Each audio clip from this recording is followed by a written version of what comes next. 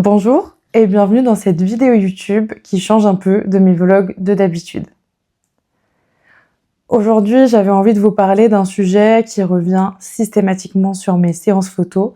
Il s'agit du fait d'être photogénique. Vraiment, c'est, je pense, la phrase qu'on me dit le plus souvent, c'est « je ne suis pas photogénique, je ne rends pas bien en photo, je ne m'aime pas en photo ». Et vraiment, cette vidéo est spontanée parce qu'on me l'a encore dit il y a 10 minutes et que je me suis dit que c'était le moment d'en parler. Voilà. Le fait d'être photogénique, pour moi, ça veut un peu tout et rien dire. Parce que si on reprend la définition d'être photogénique, ça veut dire rendre un effet supérieur à l'effet habituel.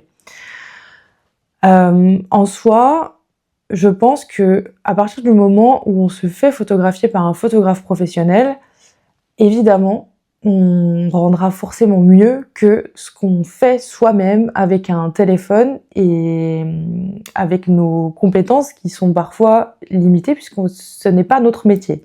Voilà.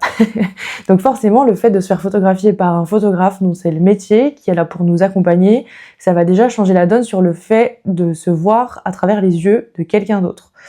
Et en fait, je voulais pas du tout rebondir sur le fait d'être photogénique pour mettre en avant mon métier ou quoi, mais simplement sur le fait qu'en fait ça me heurte à chaque fois qu'on me dit ça, parce que je trouve ça vraiment dur, parce que ça signifie qu'on est actuellement dans une société, pourtant on est en 2026, pourtant ça fait des années qu'on travaille là-dessus, je pense, les femmes, de manière générale, pour que l'image qu'on a de soi, pour que l'image qui est donnée des femmes dans les magazines, sur les réseaux sociaux, etc., ça change. Ça ne change pas des masses, et au contraire, je pense qu'avec l'intelligence artificielle, ça va être de pire en pire. Mais ça, c'est un autre sujet. Mais tout ça pour dire que moi, je trouve ça vraiment dur qu'on soit constamment dans des comparaisons avec des standards de beauté qui ne sont pas du tout fidèles à la réalité. C'est-à-dire que effectivement, toutes les filles qu'on voit dans ces magazines, qu'on voit sur les réseaux, qui sont au top de leur forme, qui ont des corps parfaits, etc., c'est sûr que quand on se compare à ça, on est loin de la réalité. Parce que la vraie vie de chaque femme, c'est un corps qui est imparfait, c'est un corps qui est cyclique, c'est un corps qui parfois est au top de sa forme, qui parfois ne l'est pas, c'est un corps qui parfois a perdu beaucoup de poids, parfois a pris beaucoup de poids, parfois a des cicatrices. Et ça, c'est pas des choses qui sont mises en avant. Et forcément, quand on se construit en tant que femme, en tant qu'adolescente, en tant que fille, c'est difficile de s'identifier à un standard qui n'est pas montré. Et pourtant, c'est un standard qui est propre à chacune et que chacune traverse d'une façon ou d'une autre, en fait. Il n'y a aucun corps qui est parfait. Et je trouve ça vraiment affligeant, en fait, qu'aujourd'hui on en soit là. Encore aujourd'hui, on en soit là, plutôt, à standardiser des corps qui sont pas vrais ou qui sont pas la moyenne, en fait, tout simplement. Parce que c'est sûr que faire un 34 et faire 1m80, c'est pas la norme d'une femme, et c'est pas la norme d'une femme avec une vie standard, et du coup, c'est pas la norme des femmes que je photographie. Bref, tout ça pour dire que vraiment, j'aimerais pouvoir faire quelque chose à mon échelle pour vous montrer à toutes qu'on peut être suffisante sans se transformer, en fait. Juste simplement vous aider à révéler votre beauté, votre vraie nature à travers la photo. Et vraiment, c'est pour ça que je fais ce métier-là et c'est pour ça que j'aime accompagner les femmes. C'est parce que vraiment, je sens l'impact que je peux avoir dans votre quotidien, je sens l'impact que je peux vous apporter sur le fait de vous voir de façon artistique, de vous montrer qu'à travers les yeux d'une photographe, vous pouvez être tel que vous êtes vraiment, en fait. Et arrêter d'idéaliser un corps que vous n'avez peut-être jamais eu, que vous n'aurez peut-être jamais, et surtout d'idéaliser des corps qui sont faux, ou qui sont retouchés, ou qui sont make-upés à outrance, ou qui sont encore mieux modifiés par l'intelligence artificielle. Vraiment, j'ai un problème avec ça. Non pas que j'ai peur pour mon métier ou quoi, loin de là, parce que je pense que derrière chaque métier artistique, on a beau faire des miracles avec l'intelligence artificielle, ça ne remplacera jamais l'humain. Euh, Simplement, je vois vraiment de plus en plus de photos retouchées par intelligence artificielle et ça me fait peur parce que moi, j'utilise beaucoup Pinterest pour créer mes tableaux d'inspiration, mes moodboards, etc. pour chaque séance que je fais avec vous. Et de plus en plus, dans ces moodboards-là, il y a des photos qui sont ajoutées et qui sont modifiées par intelligence artificielle. Et sur le principe, on peut faire de très belles choses et tout, et je suis d'accord, ça a une utilité, ça peut être très bien utilisé, etc. Mais quand il s'agit de modifier des corps, de lisser des peaux, de d'éclairer encore plus des yeux, de mettre en avant vraiment le visage, mais genre de façon à ce qu'on ressemble presque à un personnage d'animé, je, je stéréotype, hein, mais c'est, enfin vraiment, ça me fait sortir de mes gonds en fait, parce que c'est pas avec ça qu'on va avancer, et c'est pas avec ça qu'on va s'assumer en tant que femme, et pour le coup, c'est un peu frustrant parce que j'ai vraiment l'impression. Alors moi, je suis sur les réseaux depuis la création d'Instagram. Enfin, j'étais déjà sur les réseaux avant, mais quand Instagram a vu le jour, j'ai été dessus la première année, donc ça doit faire 2012, si je dis pas de bêtises. Et au cours de ces années-là, j'ai vu des choses changer. J'ai vu des femmes justement essayer de changer les choses, de montrer des vrais corps, de lutter justement contre ces standards de beauté qui ne sont pas des standards de beauté fidèles à la réalité des femmes. Et là, aujourd'hui, avec l'intelligence artificielle et tous ses dérivés, j'ai l'impression qu'on fait un saut en arrière en fait. Et que ce pourquoi on s'est, je vais pas dire on s'est battu, mais ce pourquoi on essaie de lutter pour que justement on soit plus toutes pleines de complexes, qu'on ne s'identifie pas à des corps qui sont pas vrais ou qui sont pas fidèles à une norme générale en fait, ben on est en train de reculer et ça c'est gênant. Et bref, tout ça pour vous dire que il n'y a pas besoin de ressembler à je ne sais pas quel modèle vous pouvez avoir. Enfin voilà, je veux pas faire je veux pas parler d'un modèle en particulier, mais simplement faire un 34, ne pas avoir de cicatrices, avoir une peau lisse et parfaite. C'est pas le cas de tout le monde.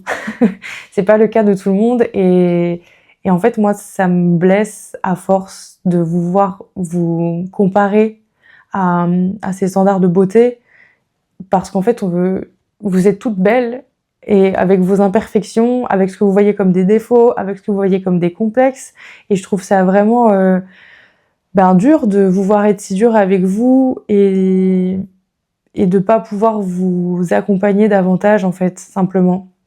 Et tout ça pour vous dire qu'être photogénique, ça veut tout et rien dire. Vraiment, le point de départ, c'était ça initialement. Mais j'espère que je ne suis pas trop perdue dans mon discours. C'est la première fois que je fais ça. Pardon, si c'est un peu brouillon, mais ça vient du cœur. Mais simplement, ouais, j'aimerais vraiment pouvoir vous apporter la vision de vous en tant que femme, avec votre histoire, avec ce qui fait de vous ce que vous êtes en fait, avec peut-être vos complexes qui sont, je sais pas, moi dans mon cas par exemple, mon complexe principal ça a été mon nez trop grand, mon nez avec une bosse, ça a été une source de complexe pendant très longtemps parce que j'ai été moquée au collège, au primaire et que forcément ça engendrait des complexes et que en grandissant j'avais tendance à justement détester ce nez qui maintenant fait ma fierté. Voilà, on est comme on est. Et je sais que c'est un combat peut-être d'une vie pour certaines, mais j'aimerais vraiment que vous vous mettiez en tête que c'est sûr que quand on fait des selfies ou quand on se fait prendre en photo à la volée dans un repas de famille, on peut ne pas se trouver photogénique et c'est normal. Mais quand on se fait accompagner par quelqu'un dont c'est le métier, la vision qu'on aura de soi va forcément changer. Je dis pas que vous allez vous apprécier sur toutes les photos, simplement le fait de vous voir différemment à travers un regard professionnel, ça va forcément changer les choses. Et il n'y a pas question d'être photogénique ou pas, c'est simplement oser se lancer, oser...